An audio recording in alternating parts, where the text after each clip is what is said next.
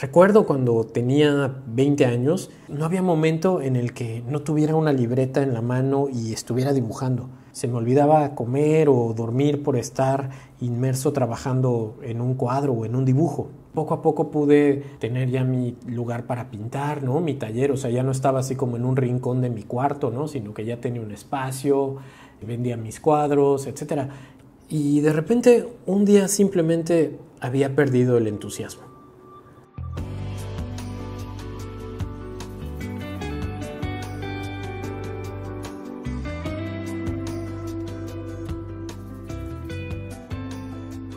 Cuando uno quiere aprender a dibujar o pintar, hay como un impulso natural, ¿no? Por hacerlo.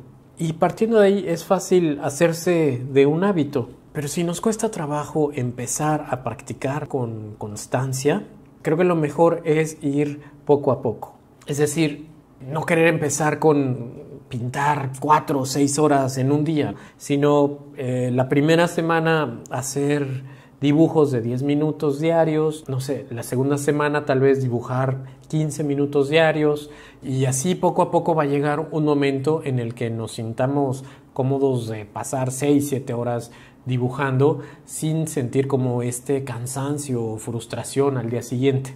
Pero una vez que hemos formado este hábito, ¿no? Y dibujar o pintar es como caminar o lavarse los dientes, puede ser que un día, sin darnos cuenta, de repente ya no nos sintamos motivados. En mi experiencia, esto sucede por 2 motivos. Uno, por trabajar en un proyecto que no disfrutamos, no nos emociona o no nos interesa realmente. O 2, porque estamos desarrollando un trabajo que toma mucho tiempo y simplemente nos hemos cansado. Una vez que hemos identificado el motivo, es muy sencillo solucionarlo. En el primer caso, ¿por qué pintaríamos algo que no nos interesa? Simplemente pues trabajemos en proyectos emocionantes, atractivos. Vamos, al final esta es una actividad que nos apasiona, ¿no?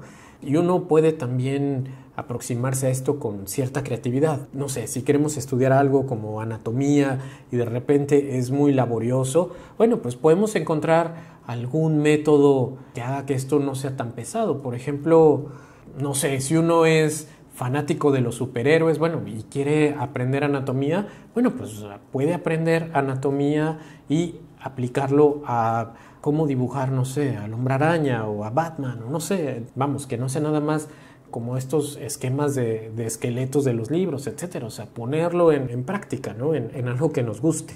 Si tenemos que pintar una imagen de algo que no nos emociona tanto, ¿no? Porque es un pedido, un encargo, un trabajo, algo así, podríamos tal vez hacerlo de alguna manera emocionante, ¿no? Experimentando con algún material o, no sé, reduciendo la paleta, no sé, algo que vuelva el proceso emocionante. Y en el caso del segundo motivo, ¿no? Este de sentirnos cansados por estar desarrollando un proyecto bastante extenso, la solución sería simplemente descansar. Por ejemplo, dejar reposar ese proyecto grande y mientras tanto hacer algunos cuadros o dibujos sencillos, ¿no? Rápidos, pequeños, en lo que recobramos el ánimo original de realizar ese proyecto más extenso. La verdad es que no es raro sentirnos desmotivados a veces para trabajar, pero creo que lo mejor es encontrar el motivo y solucionarlo. Recuerdo cuando tenía 20 años, no había momento en el que no tuviera una libreta en la mano y estuviera dibujando. Se me olvidaba comer o dormir por estar inmerso trabajando en un cuadro o en un dibujo. Y poco a poco pude tener ya mi lugar para pintar, ¿no? Mi taller, o sea, ya no estaba así como en un rincón de mi cuarto, ¿no? Sino que ya tenía un espacio, vendía mis cuadros, etcétera. Y de repente un día simplemente había perdido el entusiasmo. Me sentía cansado, lo que estaba pintando no lo disfrutaba y eso me hacía sentir como muy desdichado, ¿no? O sea, ¿cómo era posible que algo que siempre me había fascinado de repente ya no me emocionara? Platiqué esto con uno de mis amigos y él me dijo, es porque tu ingreso depende únicamente de pintar, ¿no? Y eso te presiona demasiado. Él, por ejemplo, daba clases y con eso generaba sus ingresos y entonces él podía pintar lo que quería y como él quería. Yo en ese momento no daba clases de pintura porque justo sentía que me iba a quitar tiempo de algo que era lo que yo quería hacer, ¿no? Que era pintar todo el día. Pero después de escuchar su consejo decidí comenzar a dar clases de pintura e inmediatamente sentí un alivio. Vamos, yo lo sé, o sea, al principio uno sueña con vivir de vender sus dibujos y sus pinturas, ¿no? Y de no hacer otra cosa más que dibujar y pintar. Pero entrar al mercado del arte conlleva ciertas demandas. Uno pinta lo que se vende y ya no lo que uno quiere pintar. Uno elige pintar un cuadro porque se ve más como arte, ¿no? Y uno deja de pintar ciertas cosas que a uno en realidad le interesan porque cree que ese tema no es relevante para, no sé, la galería o para una exposición, ¿no? O para los críticos o para cualquier otra persona. Pero al final, pues en realidad el crítico más duro es uno mismo, ¿no?